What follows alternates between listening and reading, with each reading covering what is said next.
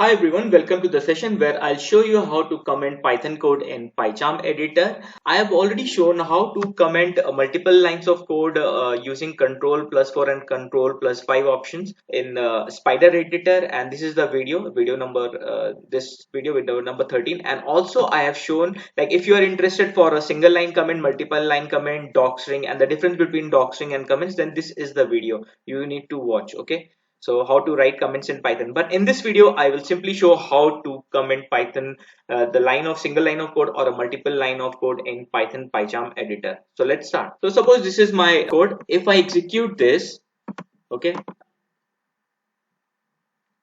if I execute this, I can see my all the 6 lines is being printed, is being displayed. What I will do, I will simply comment. I will give hash and 1 line is commented, and now I will print all this line of code again.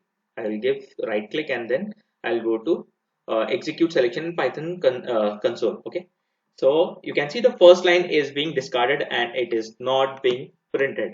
Now I don't like being hash for each and every line. If there are 100 line, if I need to give hash for each and every line, then there is a lot of wastage of time, right? So instead of this, I will highlight this section of code which I need to comment, and I will give control slash forward slash control plus forward slash, like this, control plus forward slash, and the line of code will be commented. So if you give control plus forward slash, that line of code will be commented. So what we will do, we will give control plus forward slash, so everything is commented.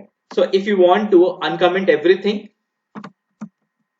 again give control forward slash and everything will be uncommented.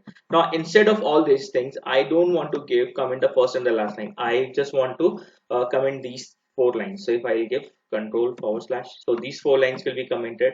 And even you can minimize. There's an option in Pycharm editor, you can minimize and you can execute, so your code is very much readable.